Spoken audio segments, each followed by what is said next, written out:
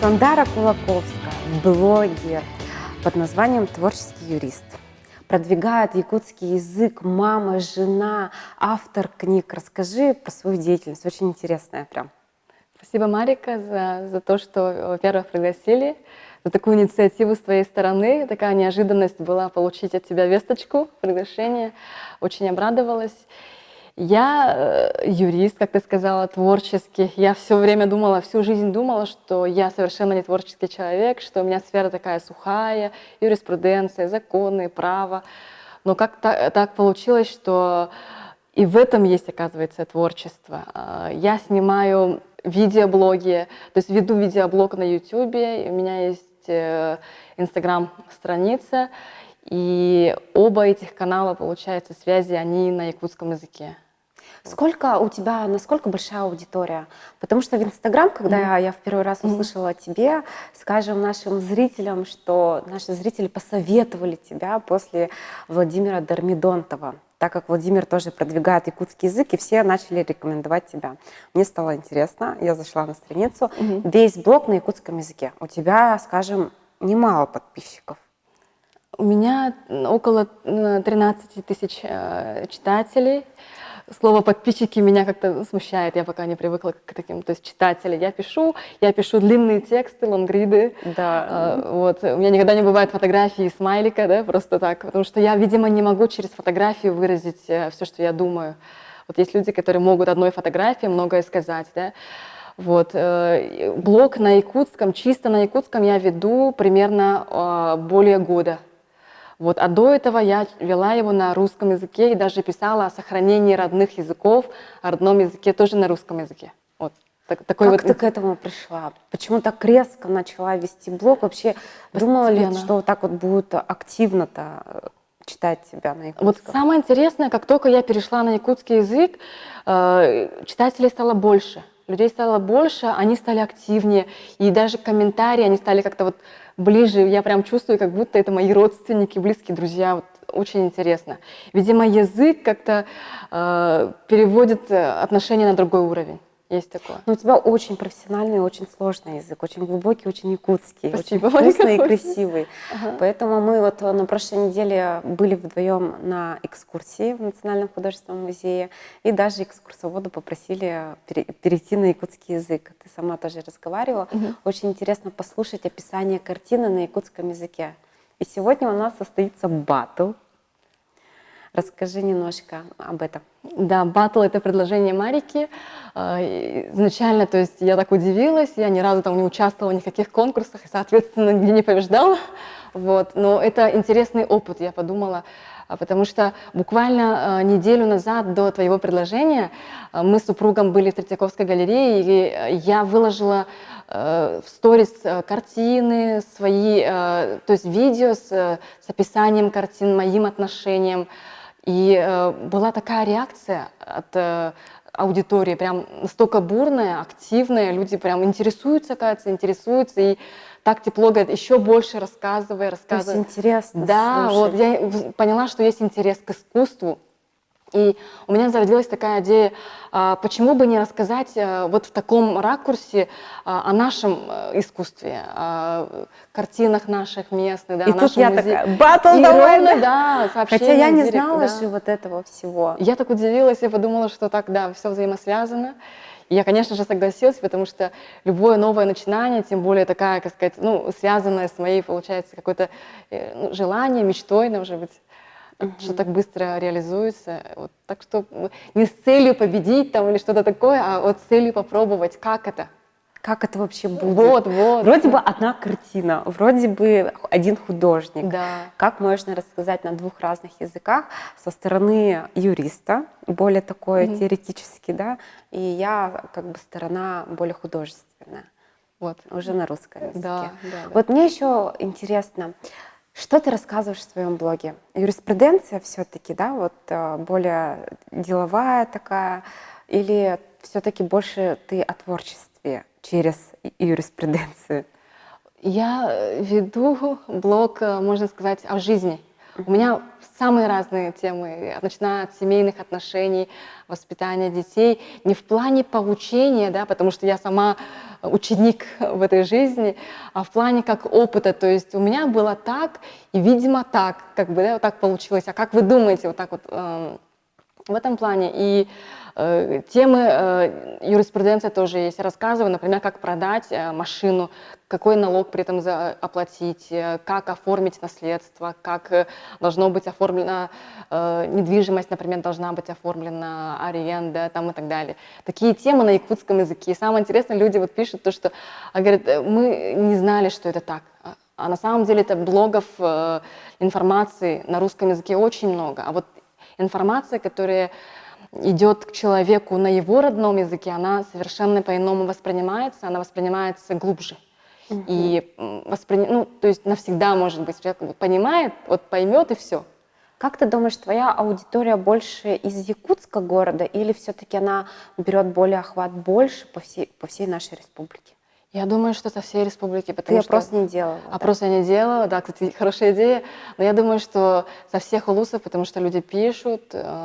Я сильно не рекламируюсь, и если бы, я думала, если бы люди знали, может быть, они подписывались бы в плане того, что людей, которые ведут на якутском языке блог, их очень мало. Ну да, я вот в первый раз столкнулась. Это вот с Но тобой. они есть, нас примерно около 10 человек. И в разной сфере, да, они? Совершенно в разной сфере. И самое интересное, вот, например, есть артистка Сахатеатра Татьяна Легантьева, вы, наверное, знаете все. И она, например, ведет свой блог тоже чисто на якутском языке, у нее 50 тысяч читателей. 50 тысяч. Тоже очень классно. Вот я просто думаю, что аудитория, все думают, что если я буду писать на якутском языке, все как бы потолок, никаких все ограничений, а на самом деле аудитория большая. Она еще будет увеличиваться, я считаю. И вот когда я переходила на якутский язык, я вот думала о своих друзьях, которые не понимают по-якутски, которые тоже читают меня. Есть у меня знакомые друзья из России, из-за границы, которые могли бы перевести с русского на английский translate перевод внизу, да, но они, поскольку я пишу уже на якутском, они не смогут это сделать, не поймут, но при этом эти люди до сих пор со мной комментируют, хотя бы смотрят фотографии. Вот, мне это очень приятно. И перед тем, как перейти, я подумала, вот что бы сделали наши писатели, наши классики, например, да, вот Алексей Алексеевич Кулаков, Секс Гулях, Платон Аюнский, Сафрон Данилов, Семен Данилов, вот наши писатели, если бы подумали, например, аудитория будет шире, если я буду писать на русском языке, и якутской литературы бы совершенно бы не было. Вот они хотя очень хорошо знали русский язык, владели им, писали, переводили большие тексты. Вот. Но они в свое время взялись за якутскую литературу, стали ее продвигать. И, возможно, вот если мы все с общими усилиями возьмемся за якутский блогинг, на письменный блогинг, видеоблогинг, то у нас очень большое будущее, я считаю. То есть наш потенциал, наш язык, наша культура, вообще она будет бессмертная, когда кто-то будет продвигать это. Вот. Очень классно, Я сама понимаю якутский язык, очень плохо говорю, и мне стыдно иногда бывает. Но как бы, родители так меня воспитали, в школе училась. Ты выросла в городе? Да, в русском классе, в русский садик, и поэтому как-то вот у меня якутский язык немножко стороной от меня ушел. Я говорю, я очень люблю историю вот этого вот якутского языка, происхождения нашей. Это прям чувствуется, что Да. патриотизм твой. Есть патриотизм страшный. И мы сейчас сидим, на самом деле, ты со стороны в уголочке художника Ивана Васильевича Попова. Среди его картин, его произведений ты сидишь на стороне известной картины под названием «Шаман». Мы тебя сюда не зря посадили, так как ты сторонник будешь батла якутского языка. А сзади меня портрет Дмитриана Попова. Давай все-таки начнем наш батл, и ты первая. Бу картина Попов Иван Васильевич үлете болар. Кини бу картинаны 1907 жыллака хурuyбут. Кини эхетин сурuyбут. Бехетин эхете Дмитриян агабыт дилер бит. көрдөккө амас көрдөккө улог боростой оты барынан агабыттар бега албак курдуктар буганны картынаны талла ден беркихилери болор эрери олар эри мена болбатах тогодетакка бу кихи олус улухан сабыдыллах ки олус улухан сабыдыллах ки бу кихи ардас таңара үлехитере болбатах кини жоңго жайбыт ки жоңго холобара батруска улуска осколары бит, саха оголорун вереттерери, саха оголорун веракка угуйбут, ол кенне кини сахалы тылжыты тахарыга улухан күйскеме болбут, кини биенчеке, алтончеке сыл тухары муннюбут материала, сахалы тылы өйдөбүллери муння нучылы тыл бастыры, он тукатын Эдуард Карлович Пекарскайга терден, Эдуард Карлович Пекарскайден полицийный бейтигер чугахатан, тардан, кинеха интерес өскетен наукага онна бу этнографияга интерес өскетен онтон кини интересин көрөн туран тох бар материалын бартын кинеха берен кебер онна кини көмөтүнен маңнайгы сахалы тылжы таксыбыт текайып ол усүнкен үле бейте боллаганы сахалы устан ураннан саңарар кехебит олог үшүгейди хаңарар бит Пекарскайы кини усуран тылга мечочуйбут угуйбут Эбит ону тахынан бейте библиотекалаға бет кенегелері суруттарар, сурналары суруттарар, жоңго кепси хатыраны таңара үйреген кенеға жоңго тердерігер болланы аңардас нучалы болбаккара кені сахалы хулуспалары гытары бет, онна тугу хайыры бет. Маңнайгы библияны сахалы тыл бастабыт кейінен болыр. Аңардас библия болбакка әңін араз бұ духовной статьялары, материаллары, онна жоңго біле гигиена, санитарна инден өттүнен хайдақ дробайдык, бәйіні чөл хоғыстық көрінен семенен олар оргына материаллары бартын тыл бастан жоңго тарғата хатырыпты.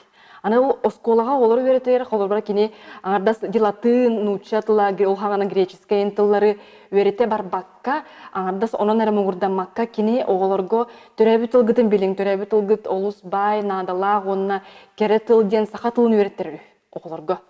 Саха оғыларығар, аңардас білі оғыны жеттен тардан ламбаран оскола оған нучалы өретігер бол бакка, еқін ада болу ден төрәбі тылларын өрет бетеңер бет. Онан бу батрускай улуска татта дибитти татталарга алампа өксөкүләр бу оюнуска эсе әлбәх улу чулу сахау тартаксыбыт сердере тогон нугуйде мен согор этим хеп. Оны полицийныйдер келеннер бу хананы оны көтөкпүттер улар пыттар диллере эмие чакчы бар сол олар эри ону тахынан бу метриянага быт үлеле бит жайыта кенеса быдыла эмие бар болу демен билебит.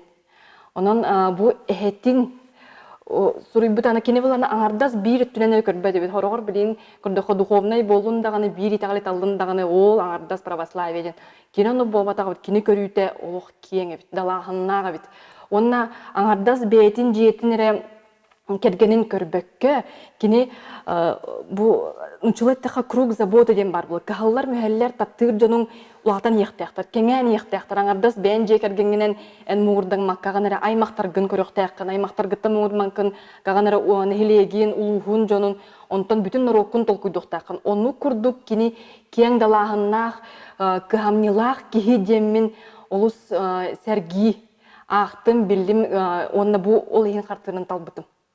Оны кинене бу картыска да болбатак, ол хагана саха сирин маңнайгы художнига Иван Васильевич Попов бетин сиене сурыйбыта улус красивиллах.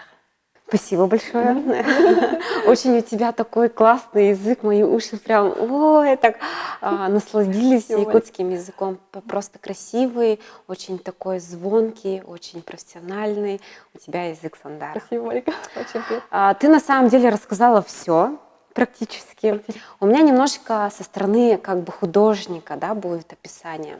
Со стороны художника, так как 1907 год, в Якутии вообще не было профессиональных художников. Не было профессиональных художников и вообще не было якутской живописи. Иван Васильевич Попов, он считается первым художником Якутии. И в 1945 году, в январе, в год его смерти, ему дали звание «Народный художник ЯССР Якутии». То есть он встал, он получил, получается, звание и уже ушел в иной мир. Почему Иван Васильевич Попов отличается от всех? Потому что он свою жизнь посвятил художеству и православной церкви, православной вере, и ему не мешало иметь две разные стороны, две отличающие друг от друга. Это когда есть церковь, когда учение церковное, читание Библии, и когда его интересовала суть шаманизма, традиции Якутии. У него жена была якутка, у него 5 детей. И он тоже, как его отец, ты об этом сказала, владел по-настоящему якутским сложным настоящим языком сахатыла. И эта картина, что я могу рассказать об этой картине? В те года на таком уровне писать картины маслом никто не мог.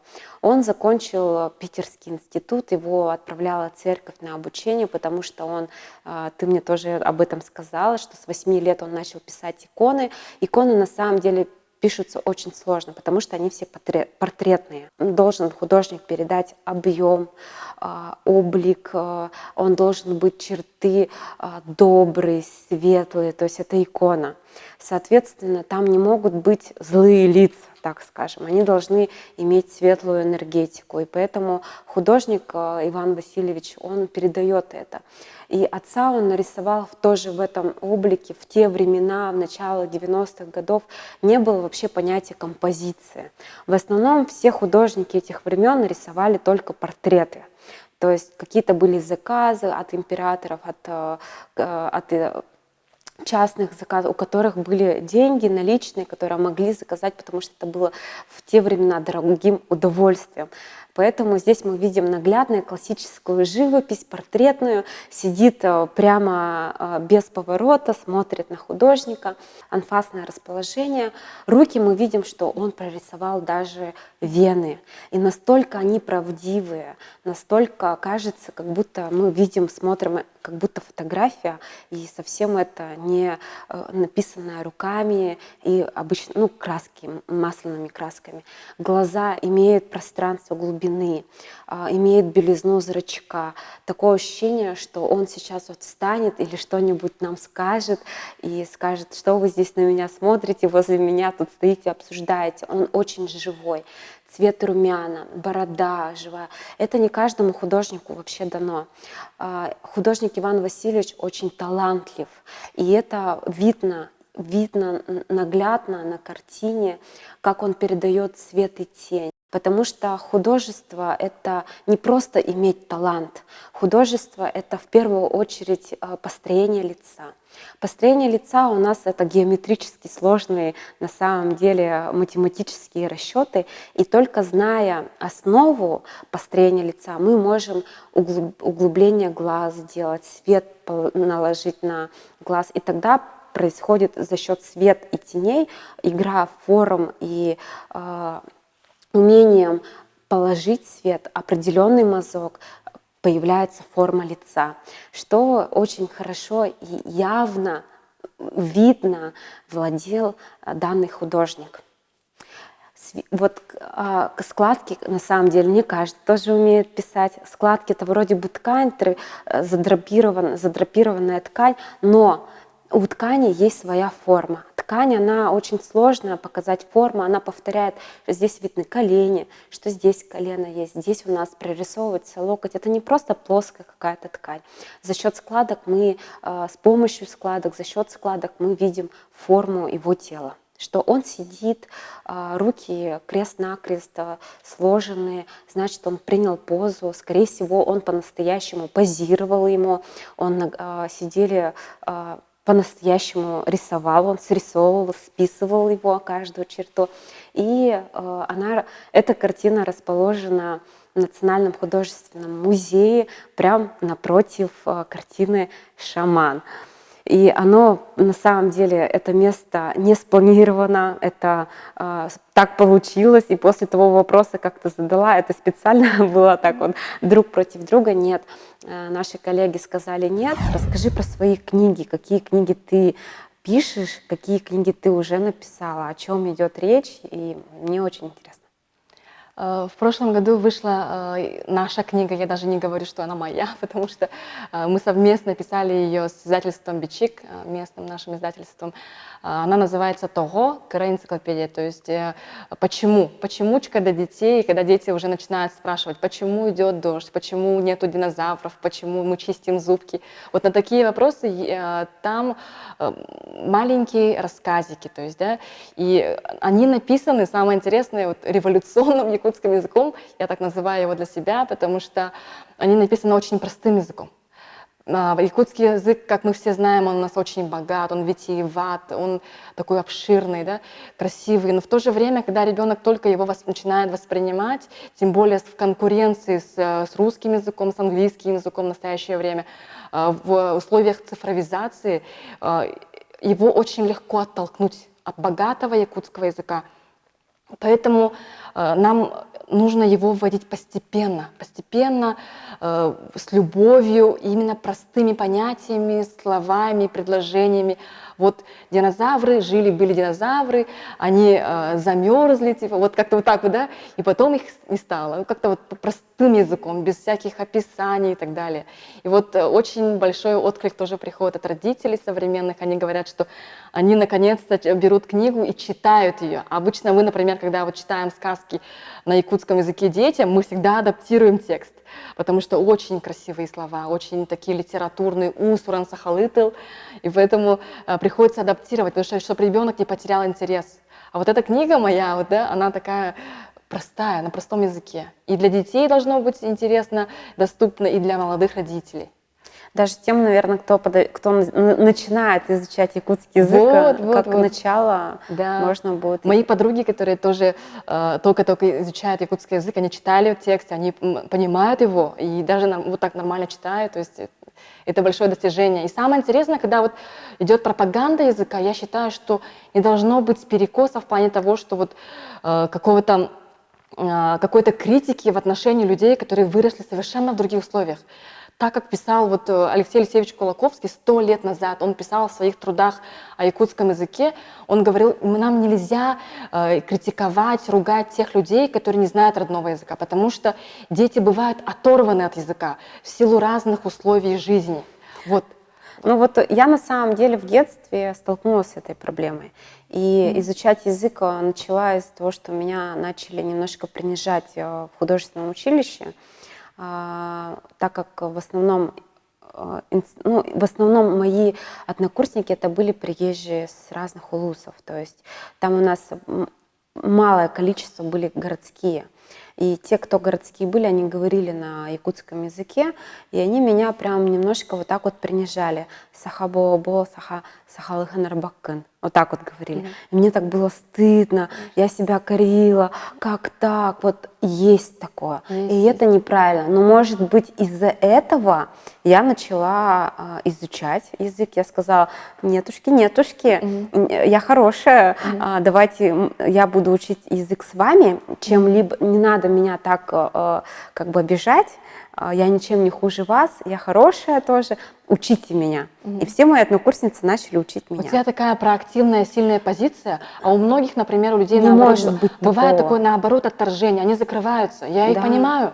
Потому что у всех разная судьба, у всех разная жизнь, мы должны это понимать, и мы должны понимать, что язык можно привить только с любовью, именно пониманием, участием, помогая. Я вот сейчас хочу разработать или как-то найти какую-то методику по овладеванию языком, именно вот родным языком во взрослом возрасте. Это совершенно иное восприятие, не то, что вот когда мы учим маленьких детей дома, а когда человек взрослый уже осознанно хочет освоить свой родной язык.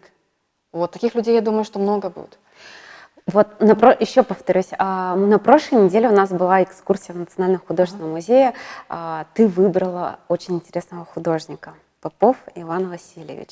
Объясни свой выбор, и он, мне кажется, не просто так взят, так как он у нас по национальности русский, но владел в идеале якутским языком. И был еще женат на красавице якутки девушке.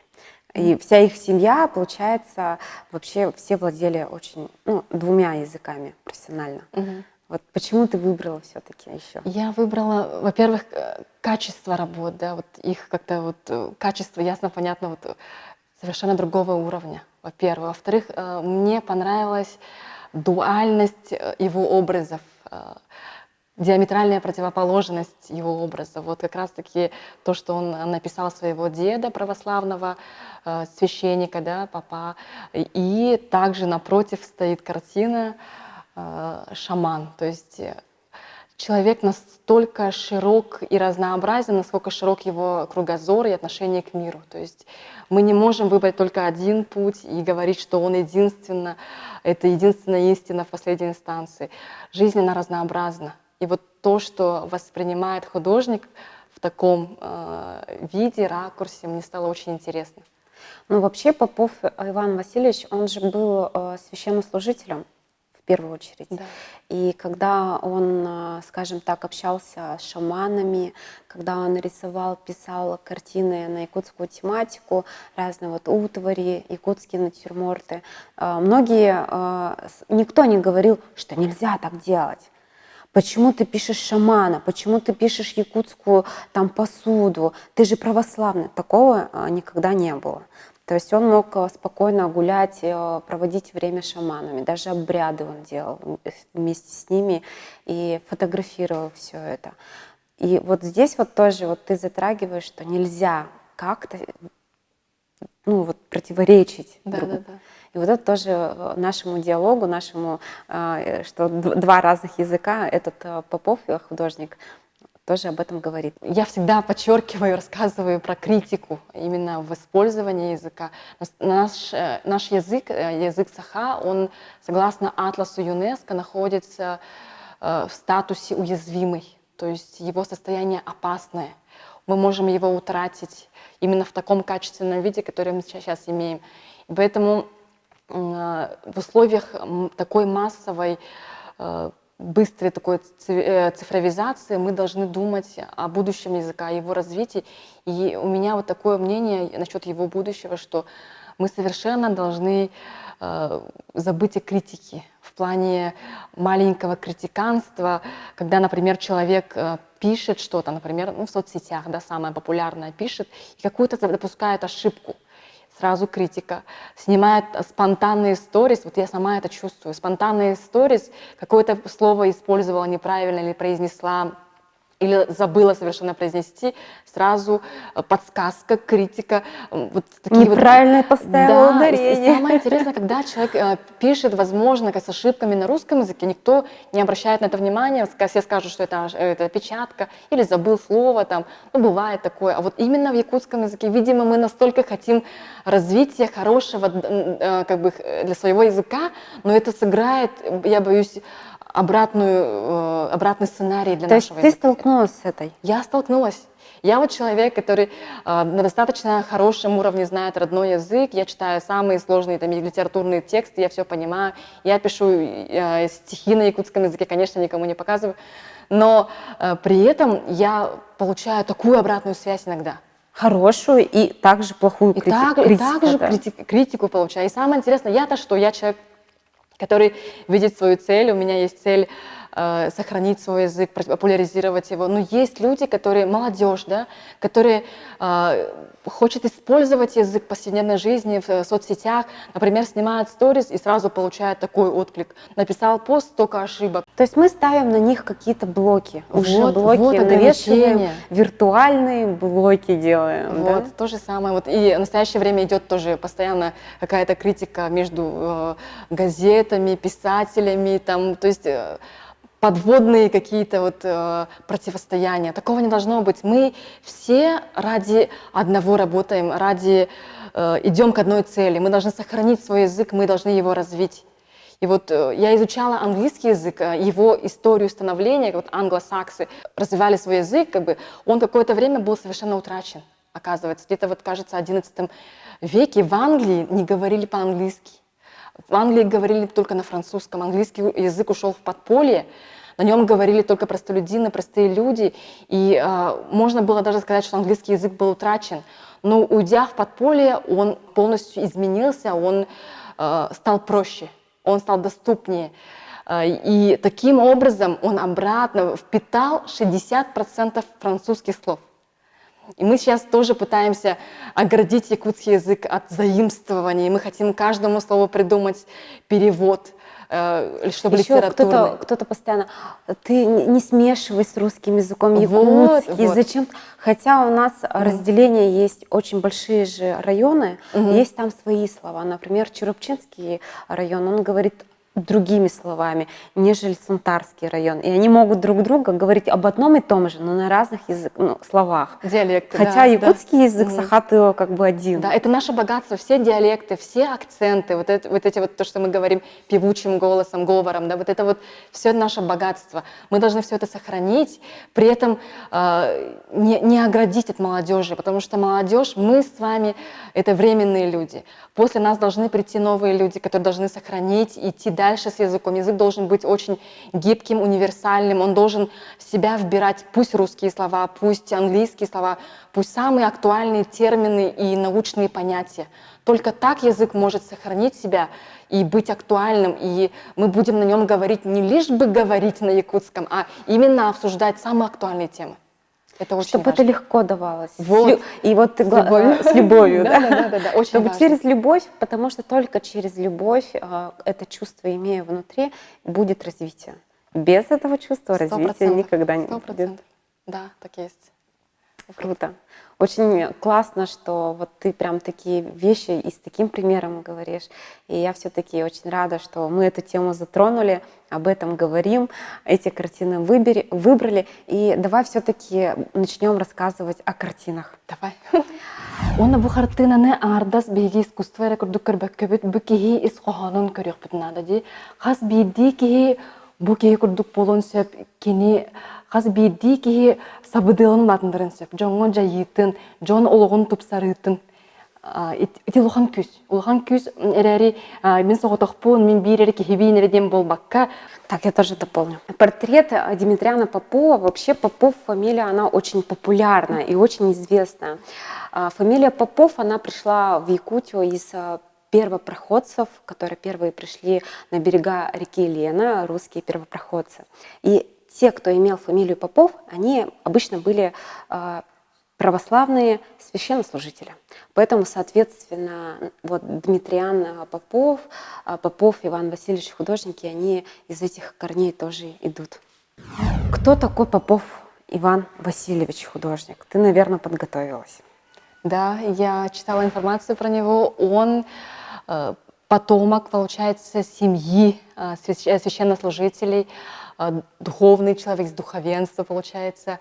Но при этом он был фольклористом, этнографом, художником, фотографом, собирал материалы, то есть краеведом. Такой разносторонний человек. И я очень удивилась, что действительно в те времена, когда все было очень ортодоксально, канонизировано, ему разрешили заниматься творчеством именно в такой стезе. И то, что его семья поддержала. Он начинал, оказывается, свою деятельность с 8 лет. Он писал иконы. Вот человек, который писал иконы, написал шамана. Вот это вот Тоже двуякое. Да, да, единственная противоположность, оно вообще прекрасно очень. Вот это вот очень парадоксально и феноменально. Потом мои коллеги сказали, что ты задала вопрос во время экскурсии. Вы специально повесили их против друг друга? И у меня коллеги спрашивают, мы же не специально это сделали. Нет, не специально. Это просто получилось так, и даже никто об этом не задумывался пока. Да, я думала специально. Нет, это вот они взяли, и так получилось просто по велению судьбы, и никто об этом даже не зацикливался на этом вопросе. И я тоже, вот вчера мы об этом разговаривали с коллегами, это так вот получилось.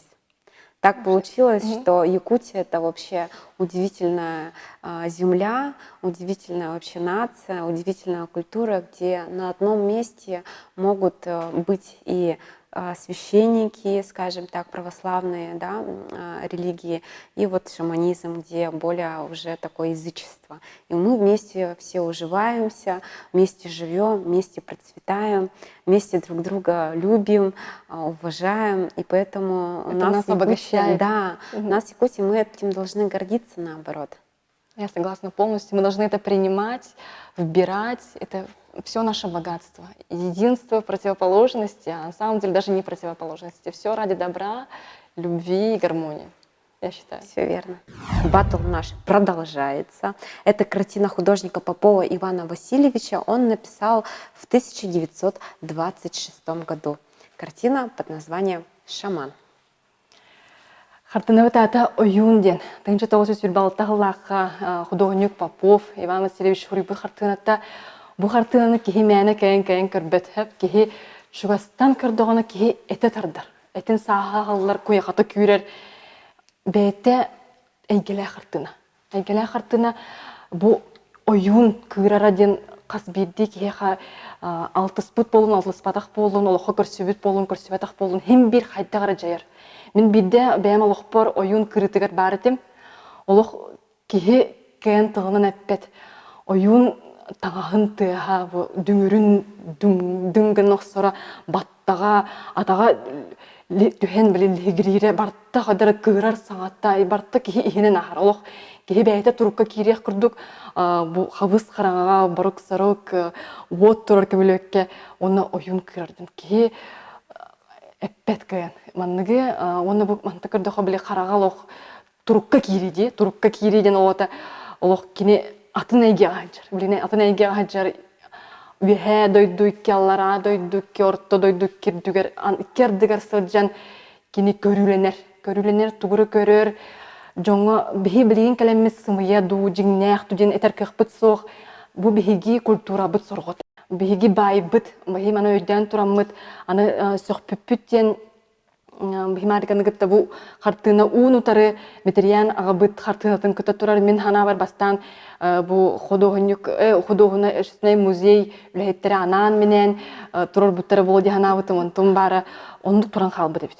Аны агабыт метериян була бәйті олғыр ойунлары кыта табарыстары бит, кенетлерттен эме үйеренер бит, алтыгары бит, бир улахан ойун бу оқтан турабытыгар кенет тиген кенеха хулуспалан, анрадой дугатар бит тиеқа хеп.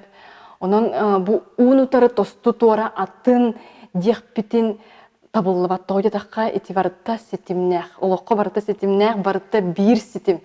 Онна бу қартынаны қаян тағыны келен чугастан чумпуга иген туран кихи көрген нада. Олус чулан, эйгелех туғыраттына қартына. Атағым. Классно. Еще раз спасибо. Опять мои уши были в наслаждениях якутского языка. Услышала, все поняла. И сейчас хочу рассказать уже на русском языке, в своем стиле. Уже, может быть, расскажу про писание, про стиль, почему именно в таком положении он написан, почему глаза закатаны. И, кстати, самое интересное, я несколько раз смотрела эту картину, я не видела глаз. Я полностью думала, что глаза закатаны наверх, и его не видно, глаз не видно, зрачков. Но сегодня почему-то мы вдвоем в один момент увидели маленькие глаза сверху, кусочек. И это удивительно, почему именно сейчас мы это увидели. Очень странно. До этого, хотя я смотрела, там просто белое яблоко было, и все. Попов Иван Васильевич, картина «Шаман». На самом деле этих картин 2 штуки. Одна находится в Национальном художественном музее в собрании, в постоянной выставке в зале «История искусства Якутии». Вторая картина находится в Европе. Если быть точнее, но может быть я ошибаюсь, как мне рассказали, что она находится в Германии. Как она туда попала? Иван Васильевич Попов, он учился в периодичности в конце XVIII века и в начале XIX века учился в частной школе в Питере, в Санкт-Петербурге у известного художника, брал уроки периодичностью, то 1 год, то 2 года, и обратно приезжал. Поэтому здесь наглядно показана его тонкая кисть, его профессионализм, его высокая школа Академии художеств. Еще раз повторюсь, что это талант и еще плюс образование. В одной картине мы видим свет, тень. как падает на тень, свет падает на плечо. Тем самым объем плеча и лица, он идет в свете. Мы четко видим, что нет, глаза закатанные. Видим губы, форма носа, длинные волосы, хотя она постепенно входит в тон картины, в фон картины. Задняя вот спина, она мелко немножко подчеркивается, костюм шамана, что там есть бубны, есть колокола. Когда шаман танцевал танец, как называется, калмания, да? Камлани. Калмания танцует, он издает, вот ты тоже повторила, повторюсь за тобой, издает звуки этих колокольчиков, его танцы возле огня, стук барабана. Барабан мы видим с обратной стороны, как он держит, он сложен, потому что он интересен именно в таком ракурсе. Если бы он бы держал, то был бы просто натянутой кожи барабан, просто круг. Поэтому художник посмотрел, как будет красиво, именно композиционно он показал с той стороны барабан, что используют кожу, что тут просто завязки, какая-то железо в форме креста, тоже есть железные предметы зацеплены. На рукаве кожаный, вот такая вот бахрома, кожаный костюм. И художник прекрасно показал фактуру, потому что его задача вообще художника была запечатлеть моду, тренд, как жили, исторические факты. Художник не только писал картины от своей души профессионально, но и запечатлел исторические моменты. Многие говорят, что это позировал не настоящий шаман, но использовали атрибуты настоящего шамана. Он писал с натуры, то есть ему кто-то позировал. В истории я не нашла, к сожалению, кто это был и почему не шаман, потому что говорили, да вряд ли шаман согласится позировать художнику, он живет. Откуда это был сложен образ? Это был шаман рядом от Итыкёля, Татинского района. Он жил вообще на отшибе, далеко от общества, далеко от наследия, жил 40 километров. И он раз в 2 года мог приходить вот в наследие, чуть-чуть побыть и уйти. Но Иван Васильевич Попов, ему была интересна тема шаманизм. Он запечатлел как гроб шамана. Вот эти вот, он не только художественно запечатлел, он и фотографировал утварь, костюмы, разные постройки деревянные. То есть он сохранял этнические вот такие вот, как скажем, этнические моменты исторические. И поэтому здесь он изобразил шамана, с кем он дружил на тот момент, и даже ходил к нему в гости. Он с ним, почему многие исторические данные и литература говорит о том, что даже художник вот не только был историком, фотографом, художником, но еще и плюс православным учителем, носителем языка русского, якутского, ну и плюс он еще был и медиком. Почему он был медиком? Оказывается, он настолько близко держал связь с шаманами, что они, шаманы, научили его медицине, лечению. И как-то раз по срочной просьбе у женщины произошел выкидыш, и из этого выкидыша нужно было вытащить мертвый плод. И так как не было рядом ни врачей, ни медиков, он изъявил желание помочь, и с помощью каких-то железных предметов он вытащил этот плод. На что он сказал, что этому научили его шаманы. То есть он использовал разные народную медицину, травы и лечил людей, своих близких.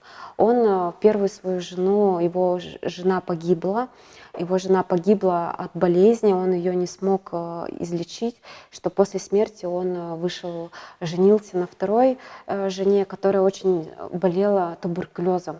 И благодаря народной медицине и вообще медицине он ее вылечил, и она ему родила 5 детишек.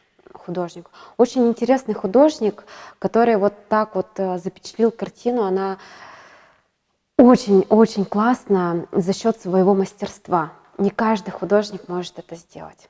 И поэтому Иван Васильевич Попов, он считается первым якутским художником, профессиональным. Он открыл, у всех есть эпоха Возрождения в области искусства.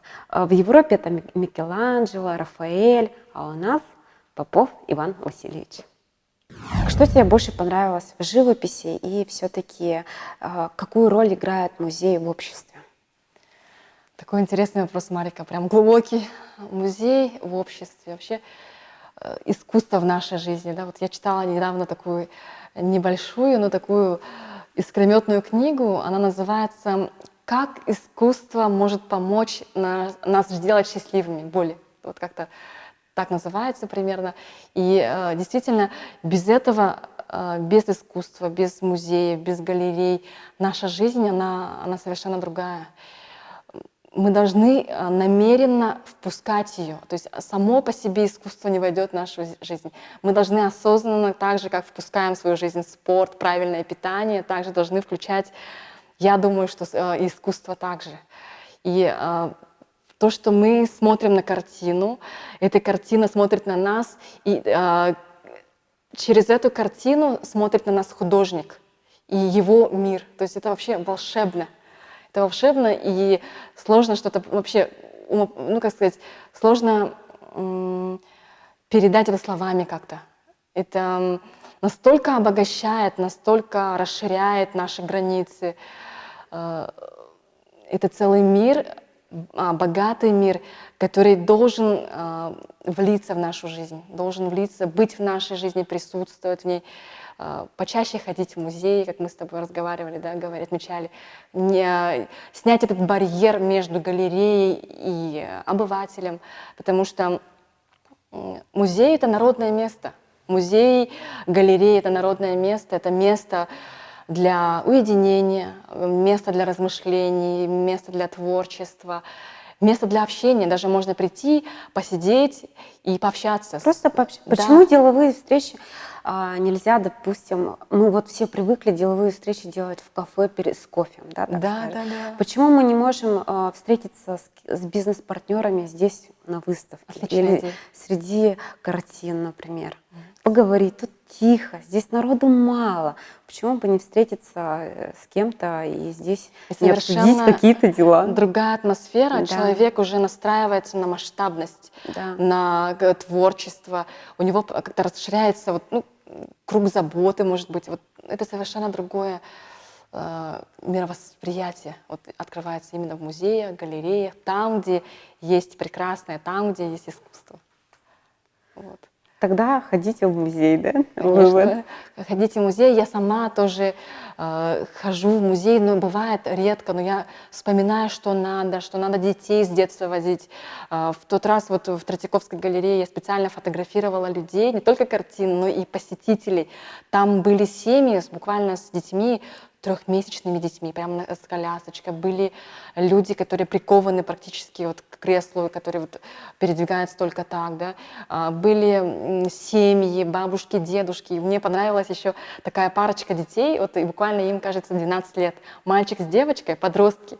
Такие смешные, они ходят вместе, и девочка прям так, с таким интересом слушает мальчика, мальчик так хорошо рассказывает, про каждую картину знает, он говорит, этот Суриков вот так вот такие мазки у него, и девочка прям стоит, я прям их фотографировала несколько раз, они перед картиной боярина Морозова сели прям и долго-долго сидели, обсуждали, я прям представила, явно этого мальчика, этого ребенка с детства возили вот по музеям, по галереям, знакомили, и он вырос в этом. И вот девочка прям, обычно же бывает, что у подростков интерес, музыка, там стиль, там что-то такое, а вот у детей такой, да, уже совершенно иной интерес, восприятие мира другое. Ну и вообще картины, они умеют вдохновлять. Вот. Например, когда я хожу по музеям, да, иногда бывает скучно смотреть кучу картин, но бывает, что я просто вот встану возле одной картины и могу вообще вот зависнуть. И там столько разных мыслей приходит. Она как будто как заряд такой дает. Она приносит мне многие какие-то идеи другие. И это всегда бывает по-разному. И поэтому картины, они имеют очень такую силу энергии, вдохновения.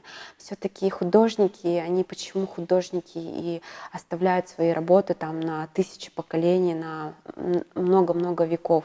Потому что они умели и мастера оживлять холсты с помощью краски своей вот руки. И откуда мы знаем, ребенку понравится картина или нет, если мы не приведем его в музей? Мы же его только узнаем после того, когда мы приведем. Поэтому обращаюсь к мамочкам, папочкам, которые ходят, вот часто, может быть, ходят в парк, ходят в кинотеатр.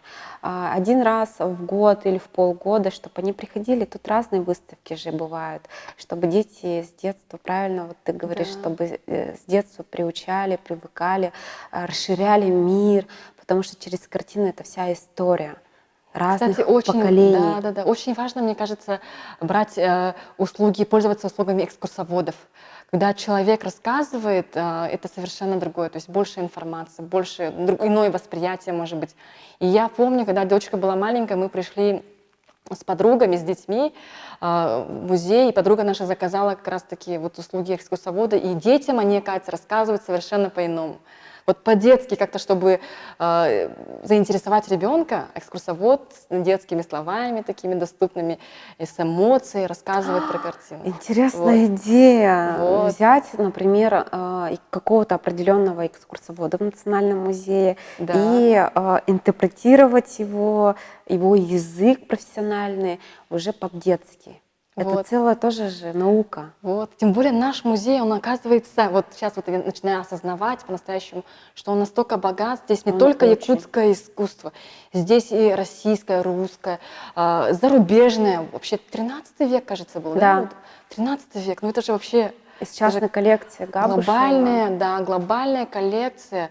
И самое интересное, мне кажется, важно очень не прийти в один день все охватить, а вот частями, вот буквально взять один зал, да, вот на один раз, и очень кропотливо, досконально его осмотреть, его почувствовать, прочувствовать, воспринять. И в следующий раз уже другой зал. Потом можно еще заново прийти. Это вот, я думаю, что очень увлекательное занятие. Сандара, спасибо большое за такой отзыв, за такие идеи. Вот вроде бы разговариваем просто, да, пришли очень много разных идей. Спасибо за то, что ты пришла, приняла участие. И хочу, чтобы ты пожелала нашим зрителям свой привет. Дорогие зрители, спасибо, что досмотрели нас, можно сказать, потому что передача непростая, она интеллектуальная, она, я думаю, что одухотворяет, она обогащает. Хочу позвать вас в музей, как своя здесь. Зову в музей, приходите. Очень богатая коллекция, совершенно иная атмосфера. Здесь даже запах другой. Вот, я считаю, что каждый должен его почувствовать, проникнуться. Вот. И искусство, оно очень естественно. Мы не должны думать, что оно где-то далеко, слишком возвышенное, эфемерное. Оно рядом, и нужно сделать только шаг вперед, чтобы войти в музей, быть инициатором. Оно вас ждет. Войти в музей и не выйти, мы вас не отпустим. Ставьте лайки, комментируйте все-таки, кто же выиграл в этом батле. Мы будем очень рады. До скорой встречи!